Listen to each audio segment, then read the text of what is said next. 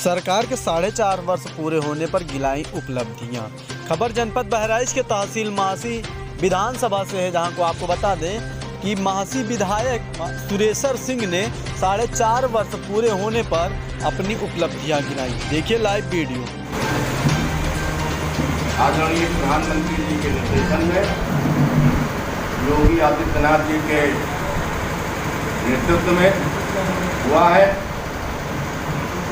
उदाहरण स्वरूप बातें मैं बताना चाहता हूँ। फिर हम अपने 2017 में जब हमारी सरकार बनी थी तो उत्तर प्रदेश की प्रति व्यक्ति आय 43,000 रुपये थी।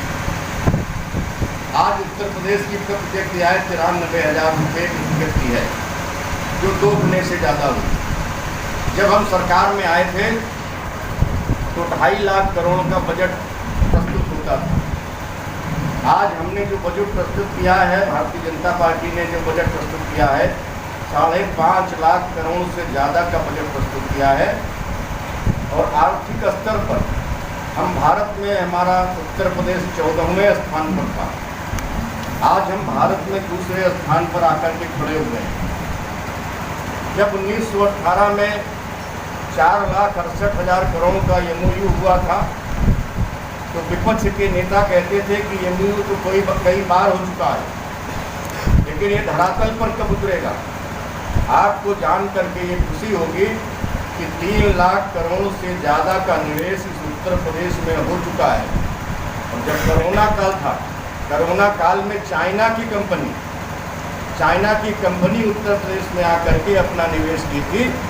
ये योगी आदित्यनाथ जी के निर्देशन में एक बड़ा ही सराहनीय कार्य था। जब कोरोना का कार्य शुरू हुआ था, एक भी टेस्टिंग का हमारे पास उपकरण नहीं था। आज हम 4 लाख टेस्टिंग प्रतिदिन कर सकते हैं और लगातार कर रहे हैं। सबसे ज़्यादा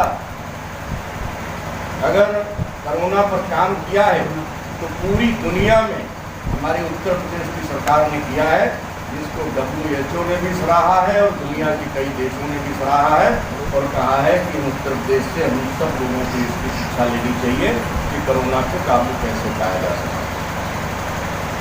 हमने 4.5 साल में 42 लाख आवास बना करके प्रधानमंत्री आवास देने का काम किया। 2,61,00,000 इज्जत घर बना करके देने का काम किया। पूरे प्रदेश में एक घर तक बिजली पहुंचाने का काम किया। यही जब समाजवादी पार्टी की सरकारें होती थी या बहुजन समाज पार्टी की सरकार होती थी तो कुछ जनपदों में बिजली मिलती थी। आज चाहे वो प्रधानमंत्री जी का क्षेत्र बनारस हो, चाहे मुख्यमंत्री जी का क्षेत्र गोरखपुर हो, चाहे केशव मौर्य जी का क्षेत्र प्रयागराज हो और चाहे श्रीकांत शर्मा जी का क्षेत्र मथुरा हो और चाहे अपने डिप्टी CM दिनेश शर्मा जी का क्षेत्र लखनऊ हो, जितनी बिजली इन क्षेत्रों में निकलती है उतनी ही बिजली पूरे उत्तर प्रदेश में देने का काम भारतीय जनता पार्टी की सरकार और योगी आदित्यनाथ कर रही है। हमने अपने क्षेत्र में, हमारा बाढ़ क्षेत्र है, आप सब लोग जानते हैं। अनवरत कई साल से आप लोग बाढ़ क्षेत्रों का दौरा भी करते हैं। जब से भारतीय जनता पार्टी की सरकार आई है, एक पिपरा गांव है, किलोमीटर 51 के आसपास पड़ता है, बेल्हा बहरौली बांध। आदरणीय के ओझा जी यहाँ के विधायक थे, बहुजन समाज पार्टी के विधायक थे, उनकी सरकार थी। उनका गांव बाढ़ से, नदी से 300 मीटर रह गया था, लेकिन बाढ़ के बचाव के बारे में वो कुछ नहीं कर पाए। हमारी सरकार ने बेल्हा बहरौली तटबंध के किलोमीटर 51,100 पर, 52,050 पर, किलोमीटर 53 पर 3 अदक स्पर का निर्माण किया। 21 करोड़ की लागत से वो कार्य पूर्ण हुआ। एक आदरणीय राजनाथ सिंह जी थे, इस पर बनवाया था किलोमीटर 55,700 पर, उसकी नोच कट रही थी, उसका भी निर्माण हमने 2 करोड़ रुपये लगा करके कराने का काम किया। और आप लोगों को जान करके ये खुशी होगी कि किलोमीटर 25 से लेकर किलोमीटर 64 तक जो हमारा पहला बहरौली बांध है, उसके लिए 15 करोड़ रुपया उत्तर प्रदेश शासन ने अलॉट किया है, उसके चौड़ीकरण के लिए, उसके ऊंचीकरण के लिए, उसके रख रखाव के लिए। लेकिन हमारे कुछ लोग अभी ऐसे हैं जिनको घर नहीं मिला है, और ऐसे गरीबों को बांध से हटाया नहीं जा सकता है। जैसी ही वो प्रक्रिया पूरी होगी, हम तत्काल उस बांध का निर्माण कराना शुरू करा देंगे, टेंडर करा करके। इसके अलावा सबसे बड़ी बात हमने की,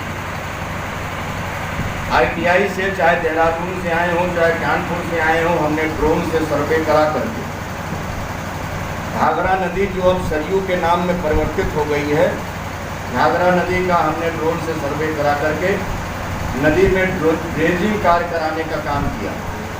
तिवारी जी बैठे हैं, इनके यहाँ के लोग बड़ा हल्ला मचा रहे थे कि ये सीतापुर के लोग ऐसा करा रहे हैं, नदी इधर काट लेगी और पूरा सब बह जाएगा।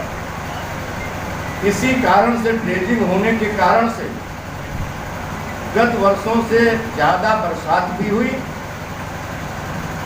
गिरजापुरी बैराज और शारदा सहायक से ज़्यादा पानी भी छोड़ा गया। उसके बाद भी घाघरा में बाढ़ का प्रकोप नहीं रहा, क्योंकि नदियों को हमने गहरा करके सीधा करने का काम किया।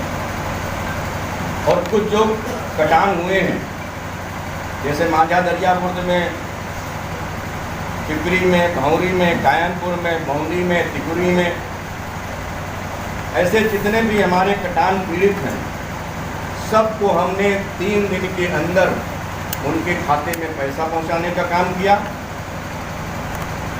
कुछ क्षेत्र में सरयू का पानी आया था, वो गांव है मांझा दरियापुर, बांसगढ़ी, पचदेवरी, दरेटी, गुरदर सिंह, बदलबागुलिया, धनावा, बकैना, कोटिया, मैकूपुरवा, दुबहांगरौरा, टिकुरी, पिपरी, माफी, पूरे सीताराम, गलकारा, जानकी नगर।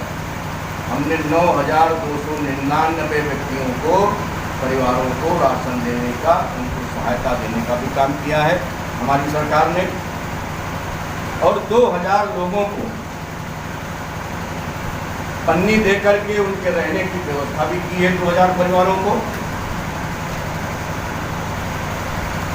और जो नदी में भूमि समाहित हो गई, उनका भी सर्वे करके उनका को मुआवजा देने का काम हमारी सरकार करेगी। हमारे क्षेत्र में फायर स्टेशन बन करके तैयार है लगभग। सड़क का काम पूरा होते ही सीमेंट प्लास्टर हो रहा है, फायर की सर्विस भी शुरू हो जाएगी। खैरा बाजार में छात्राओं के लिए राजकीय इंटर कॉलेज बन करके तैयार है। भिरवा में पॉलीटेक्निक का काम शुरू हो गया है, बन रहा है, पॉलीटेक्निक बन रहा है 18 करोड़ की लागत से। बृहद गौशाला, इसमें भिरवा की गौशाला का तो हम लोकार्पण नवरात्र में कर देंगे।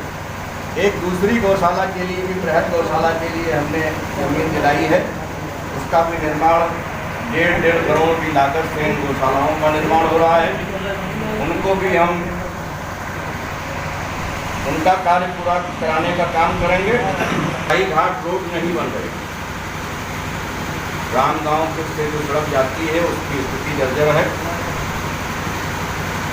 FDR से भारत सरकार ने उसको स्वीकृत कर दिया है और 3,791 लाख रुपए की लागत से उस रोड का टेंडर होने जा रहा है, जो FDR के माध्यम से उसमें सीमेंट मिला करके वो रोड 5.5 मीटर चौड़ी रोड बनाई जाएगी और वो राजी चौराहे तक भी न जा करके आगे बांध के उस पार तक भी जाएगी और उसका निर्माण अगले शुरू होने वाला है।